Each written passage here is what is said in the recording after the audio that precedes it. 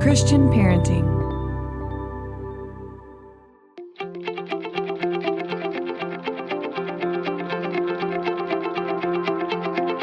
This is Cynthia Yanoff, and you're listening to Pardon the Mess. Each week we have honest discussions about the ups and downs of parenting and the lessons God is teaching us along the way. It's real, it's fun, and it's biblical. Life is messy. Don't walk the parenting road alone.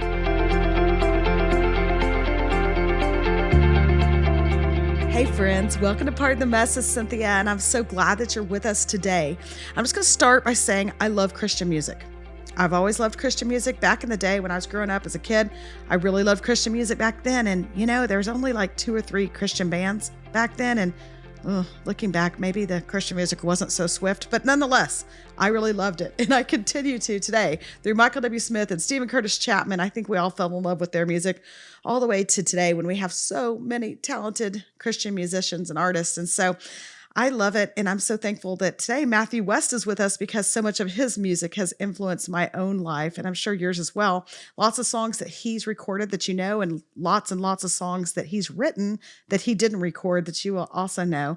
And I just love the opportunity to speak to Christian artists because so much of their music impacts our lives, and to be able to hear kind of behind the scenes what they're up to, what inspires them, how God's working in their lives. I really love that. And so that's what we get today with Matthew West. And if you don't know Matthew West, you know his stuff. You just don't realize it. But he is a 5-time Grammy nominee. He's a Dove Award winner. He's had all kinds of awards and accolades. He's written several books. And today he's chatting with us about some funny things in his life during COVID the last year. He sings one of his new little YouTube songs, Quarantine Life. It's hilarious. Sings that at the beginning. But what really sticks with me is his story talking about no conflicting reports. And when you hear him talk about it, you'll understand why it has stuck with me. And I think it will also impact you. And so I'm just grateful for the opportunity to hear a word from Matthew West. Here we go.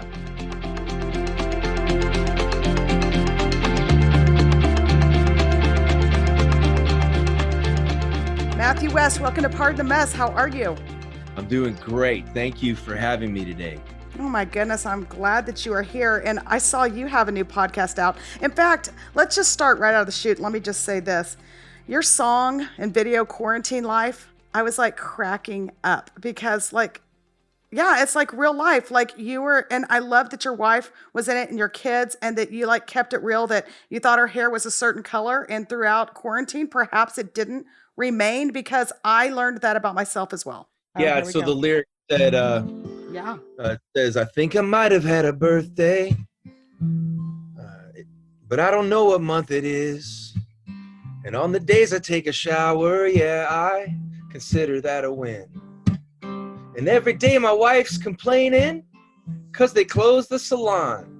And now she's looking like a stranger to me. I always thought she was a blonde, but she's not. Oh, quarantine life, quarantine life. Friday night toilet paper shopping online. Quarantine life, you get the idea. So totally greatness right there. Well, I'm still in the doghouse for that line about my wife's true hair color. So just pray for my marriage. Well, just pray for your marriage, but absolutely. In fact, I just said this yesterday. I don't remember who I was talking to, but I'm like, okay, Zoom and quarantine life taught me that I do need highlights more often than I thought, and I got Invisalign. So there's some very big realities that come from looking at yourself on Zoom and living in quarantine life. Now, Invisalign, that's the eye surgery? No, that's the teeth thing. That's the braces. Like, seriously. I thought you were having a hard time seeing the screen. Well, I can't see either, but yeah, it's all of it. You hit your 40s and there you go. But yeah. So tell us real quick. I know because I watched your video and I know a little bit about you, but tell us real quick about your family, where you are in life, just a few of those little details. Yeah, so I live in Nashville, Tennessee, and that's where probably most artists or recording artists that you would talk to call that home. My wife, Emily, and I met here in Nashville. She worked at the record label that I auditioned for, the last label I auditioned for, because they were the only ones who said yes and offered me a record deal. So I got a wife and a record deal in the same day, pretty much. Not quite, but I like to tell it like that. So, and we have 2 daughters. Lulu is 14 years old, and she's here in my studio today on her own Zoom call with her virtual learning. And then my youngest daughter, Delaney, is 11 years old, and she's in sixth grade. So I have a freshman and a sixth grader. House full of women. My dog's a boy, so he's my man Nick. And then my parents actually live with me, and my dad has been a pastor for 40 years, and he and I now have a nonprofit ministry together that he helps run, where we connect people to resources that will help them heal, whether it be recovery programs or counseling or anything like that. So he runs our nonprofit organization. So that's a little picture of the West family. For those who don't know what I do, I'm a singer and a songwriter, write books too, and I just launched a podcast. So I'm keeping busy, and I'm selling a very nice set of steak knives if you're interested. They can cut through a can. You just, in 2020, you do whatever you can to survive. That's exactly right. Well, I noticed that. I was thinking about, you had said something, or something I read about how, your life as you know it kind of shut down when you can't travel and sing and do what you do. And I noticed that you had started your podcast, which by the way is awesome and did great. I saw it's top of the charts, and you've written books and you've done these funny videos and other things. And I was like, he's trying to get through the best he knows how. Yeah, I think, aren't we all? I think, Yes. look, a lot of times our strengths can become a weakness when they reach the unhealthy tipping point.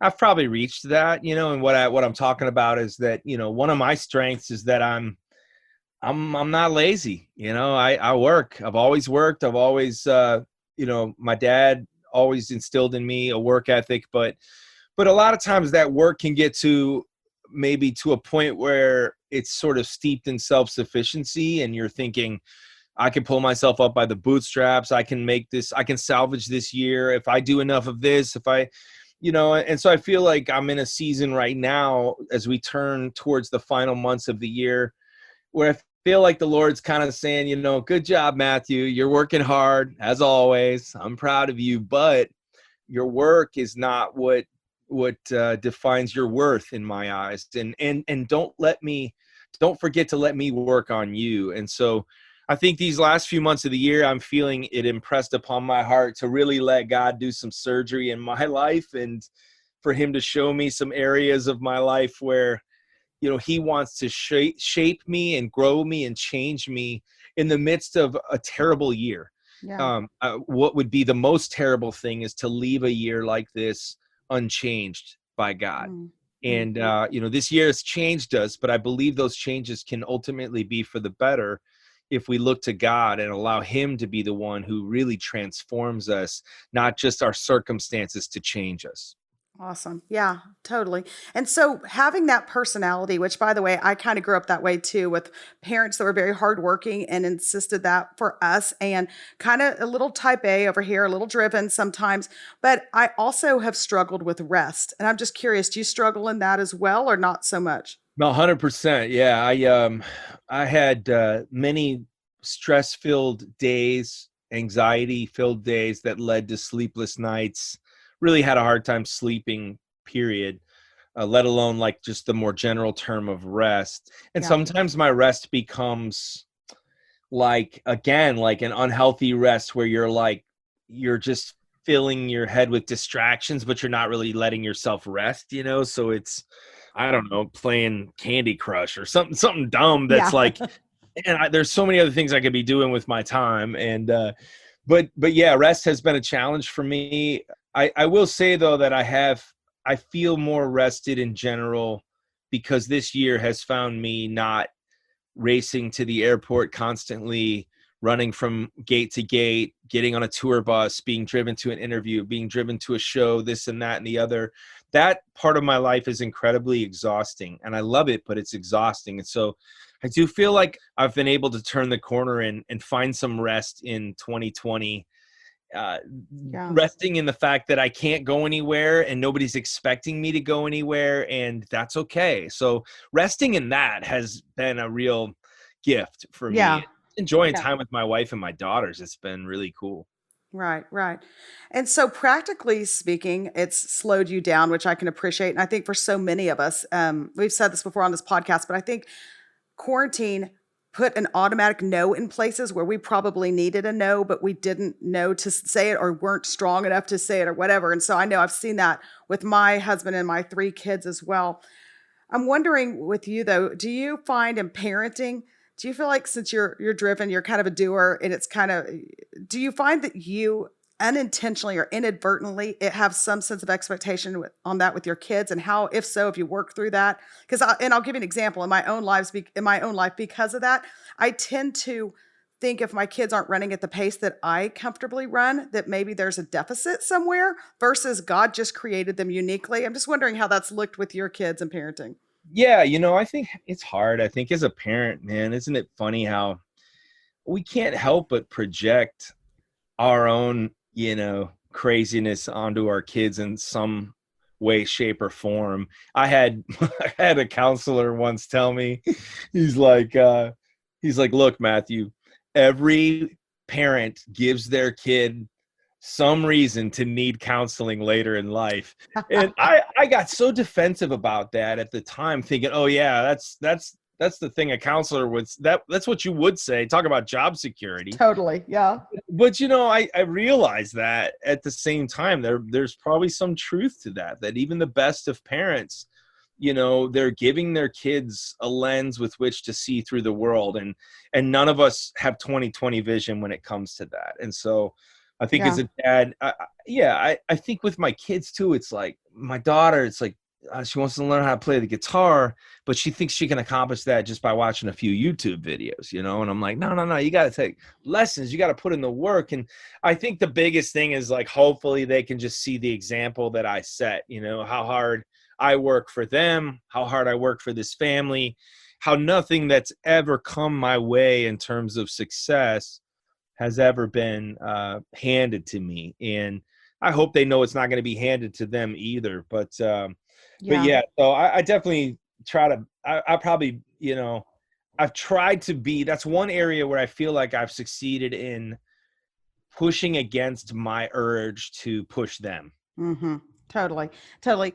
Are you familiar with Guitar Steve? I'm just had to throw that out there because my son in eighth grade is now watching YouTube videos because he too is going to be the greatest guitarist ever. And I keep saying to him, it's more than a few YouTubes, but there's a couple of them, but these YouTube guys that teach guitar. And so my son's also taken up the piano. He's big into the Coldplay right now, but he doesn't want to learn how to read music. And so he asks me to just write out the notes or the chords for him. And then he just goes and gets the gist of it. I don't know if we're trying to be cool amongst the ladies in high school someday or what this is, but I just laughed when you said that. We're living that as well. Yeah, it's just kind of the lazy learning, but at the Yeah. same time, it's the new way. I mean, I struggled to read music, and the reason I struggled was because I had learned by ear. A lot of times the worst enemy of learning, like the actual mathematical elements of music, is if you have a good ear. And I've always had a good ear, so I could sit down and learn how to play a song Yeah. without ever looking at the sheet music. And, so when I went to college and studied music at a conservatory for 4 years, it was a deconstruction of all of that. And I had to relearn the proper way. And guess how much I look at sheet music now, and I'm a professional musician? Not very much. Never. Never. So I try Well, to rest in, I watch my kids. I want to see what they get excited about, what they're passionate mm-hmm. about. And then I want to support them in that, whatever it may be, I want to support them. The most important thing for me is what my parents always said to me. They said, we don't care what you do for a living. We just want you to have a relationship with the Lord. That's the biggest thing that we pray for. And so that's what my wife and I have decided the same for our daughters. We hope that they grow up knowing that they need Jesus and that he has the Mm-hmm. best plan for their lives. Yeah, I think that we all echo that, or hopefully we all echo that sentiment. And so it's interesting. I didn't realize that your parents were living with you, but I like to ask these questions anyway, and it feeds right into that. Now you've got three generations kind of under the same roof. What are things that you grew up with, or that you learned from? Are there any things that you can take away that you say, no matter what, I want this instilled in my family, in my home, with my kids? What is it that you can point back to? Because it sounds like you grew up in a Christian home in a pastor's family. But is there certain things that you look at, or even more so living under your roof, are you like, gosh, I hope my kids pick this up from my upbringing? Well, the term no conflicting reports is a term that's always somewhere in the back of my mind. And what I mean is, several years back, I did my pastor a favor, and he asked me to come and sing a song at this funeral for a man that I didn't know. And I was just doing a favor for my pastor, and I show up and I'm standing on the stage, which is always just really hard. You're singing at this funeral. It also happened to be like 90 degrees in this room, and I'm standing in the back of this room, and I'm playing this song, and it turns out to be the kind of funeral where anybody and everybody who wanted to say something had the chance to. So we're talking, I was like, oh man, settle in for 3 hours. Like, I'm up there playing this Chris Tomlin song or whatever. And all these people get up and speak about this man who had passed away. And everybody, I mean, it was all this long line of people just standing up and paying tribute to this guy. And at the very end, the gentleman's lifelong best friend stood up to close out the ceremony. And he said something that is never far from my mind. He's like, I find that the greatest tribute to our friend here today is that of all the people who spoke about his life, there was not one conflicting report. And I thought about that. And I thought about that in contrast to, like, if you've ever seen the news blooper of like the Brazilian soccer player who scores the game-winning goal, and they put a microphone in front of him, and he goes, "Oh, I just want to thank my wife, and I want to thank my girlfriend." And he goes, and he catches himself, and he's like, "Oh no!" Like, he just realized that he aired his infidelity for all the world to see. But that would be the example of a conflicting report, right? And so I've thought about that a lot in my life, and I can honestly say that about my parents: no conflicting reports. I hope my kids can say that about me. I think there's a real danger when your whole life is ministry, that your kids can look at you and see, man, he gets up and sings about Jesus, but man, when he gets off the stage, he's a jerk, and he's not a good dad, and he's, he doesn't practice what he preaches. And, that's some pretty important territory as a parent. When your business is your faith, you've got to make sure that you're not a walking contradiction. Now we're all human. But that's one of the biggest things. I hope my daughters don't grow up going, well, faith in God is really just our family business. I want to live my faith in Christ in such a way that my daughters go, oh, he needs Jesus like the air he breathes, and so therefore so do I. No conflicting reports. That preaches right there.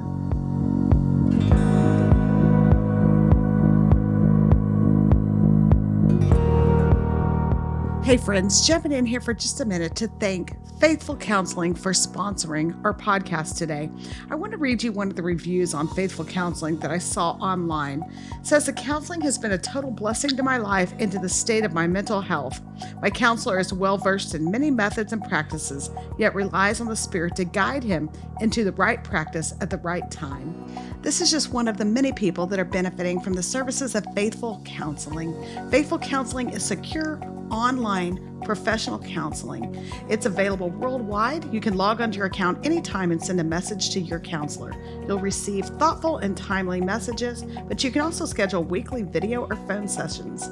Faithful Counseling is committed to facilitating great therapeutic matches, so they'll make it easy and free to change counselors if you need to. It's more affordable than traditional offline counseling.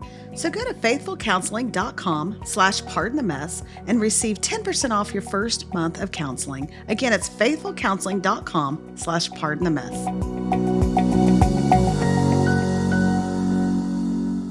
When faith is your business or anything kind of identifies you, it just reminds me, I was just telling a friend at lunch that we were out of town recently in the mountains, and my youngest, I have a preschooler, and he pushed another kiddo on the playground. And so I went and got on him and pulled him apart. And the mom was very gracious about it, of this other child. But later she sat down and she's like, so what do you do for a living? And I wasn't about to tell her that, like, I speak into parenting all day, Christian parenting. So I was like, oh, I just kind of hustled and bustled around it. But it's kind of funny when you said that, it made me think of that sometimes when you're like, oh gosh, please don't judge me by my occupation. So that's the hard part. We're supposed to be, when you put yourself in a position where or I should say, more importantly, when God puts you in a position where people see you as a somewhat of an authority on the subject, or an expert, or whatever it may be, I think we do ourselves a disservice and do others a disservice when when we place the expectation of perfection on those people, Yeah. and then we're like let down when they come up short, and it's like, gosh, every single one of us, is going to come up short in our Sure. lives. And Sure. when our kids, if we put too much pressure on them because of our job, you're exactly right. That's a great way for them to grow up resenting us and resenting the faith. Completely, completely. And so you have a new now, Matthew, don't let me say something dumb. Do I say you have a new album out or do you have I mean, a record, a new what does one say? Give me the lingo first of all. It honestly, they're interchangeable right now because all people do is really listen on their phones. So, So you have a new Spotify listing out. Like what do I don't even know anymore, but whatever it is, it's new. Tell us about it.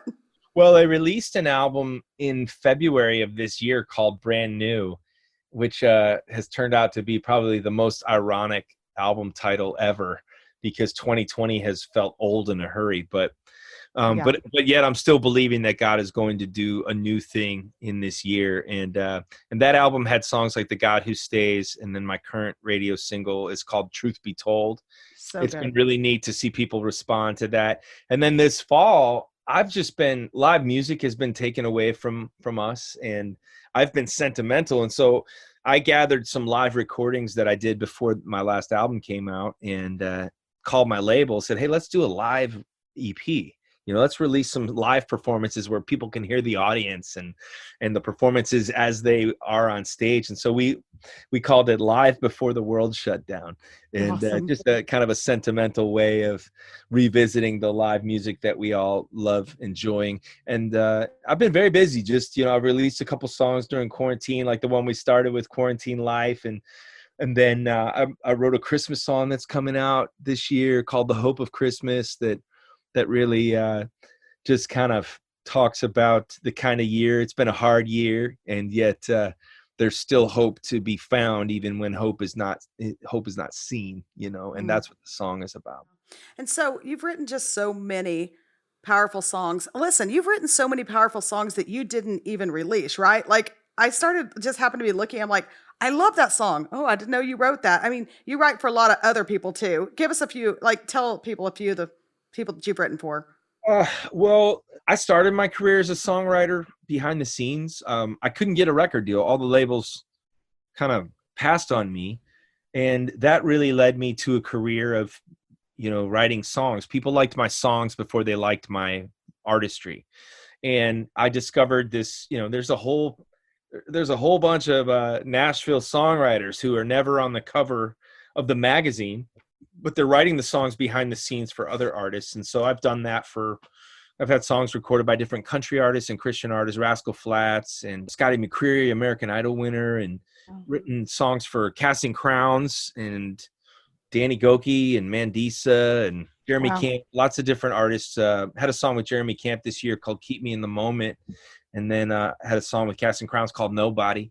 And Mhm. so just songs like that, man, it's like, those aren't even on my records, but the world gets to hear them and gets to be encouraged by them. And It's it's just awesome. such a cool thing, such a cool thing.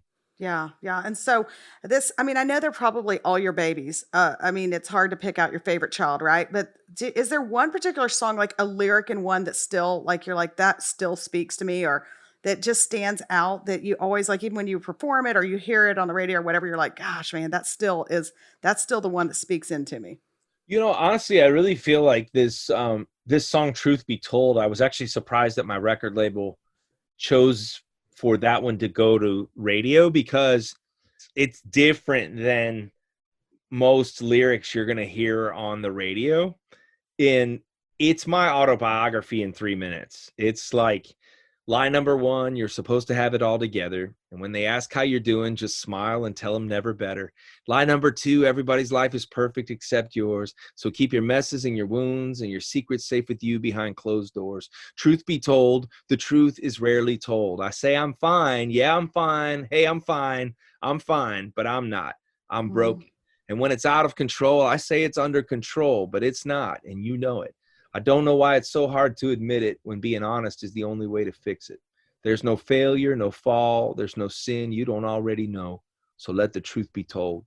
It's really the story of a preacher's kid who got good at putting on a face and putting on a show, and then grew up and his whole life is a show. It's concerts and social media and, hey everybody, I gotta be this guy, and placing the expectation of perfection on myself, like we've already talked about, and so I think that it's funny, like 9 times out of 10 I'm writing a song for you, for people who are listening to it, and then I just sat down and wrote that one like for me. And ironically, the label called and said that one's for the world too, and so and it's crazy, man, the way people are responding to that, going, it's like #me too, like they're like, that's me. I say I'm fine, but I'm not fine. And I think there's a whole lot of people in 2020 that are not fine.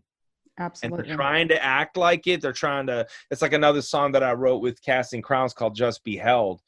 And it says, hold it all together. Everybody needs you strong. And life hits you out of nowhere. Now you're barely holding on. And it's that idea of just like, man, we're not fine. And it's got to be okay that we're not fine, because God knows that we're struggling. God knows when we're putting on a face. He sees what's behind it. And he loves us anyways. So, there's freedom in that. And that's a freedom that I want to tap into more often than I do. Yeah. And I just think it helps all of us. I think obviously the Lord Jesus came not to make our life easy, but to be with us and walk with us. And so we can all go to that and be so thankful that he's with us even in these hard times. But I also think it's so helpful when people, especially people that speak into worship with us, that they'll speak truth into where they are. I think it's just a way of feeling comfort ourselves too, to be like, listen, I'm not the only one out there. So your transparency, I know, is resonating. I love when you write songs like that. I'm like, oh yeah, that is totally me too.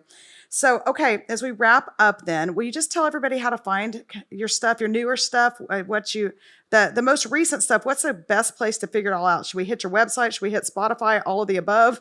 Yeah, I mean, follow me on Instagram at Matthew J. West, and that's Facebook and Instagram are the ways that people can stay connected in real time. My music's everywhere you listen to music, and then and the podcast. The podcast is called the Matthew West Podcast, and that's super fun. And so wherever you listen to podcasts, you can find that. There's a lot of neat things going on that we hope people will want to be a part of.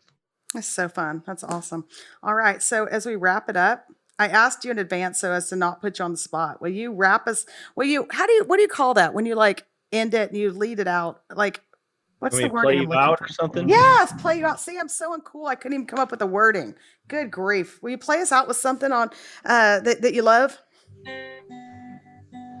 I say I'm fine. Yeah, I'm fine. Oh, I'm fine. Hey, I'm fine. But I'm not. I'm broken. When it's out of control, I say it's under control, but it's not. You know it. I don't know why it's so hard to admit it. When being honest is the only way to fix it.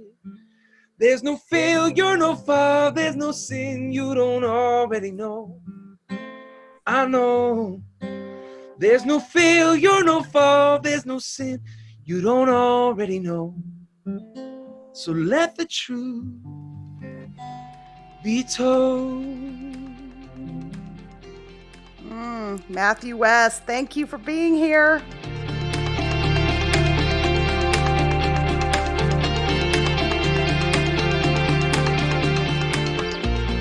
All right, guys, I wasn't lying about Matthew West, right? He's so awesome and funny. And the fact that he sang twice, that's just amazing that we got to hear that live. So super fun. And his story about no conflicting reports is just an encouragement. Of course, we're going to mess up and get it wrong sometimes, but just praying that at the end of the day, there'll be no conflicting reports for our families about what we're about, who we serve, and why we do what we do. And so that's my prayer. I'm grateful that he was with us. I will link all of his stuff in podcast notes. We know your days are busy, so as always, thank you for joining us as we pardon the mess.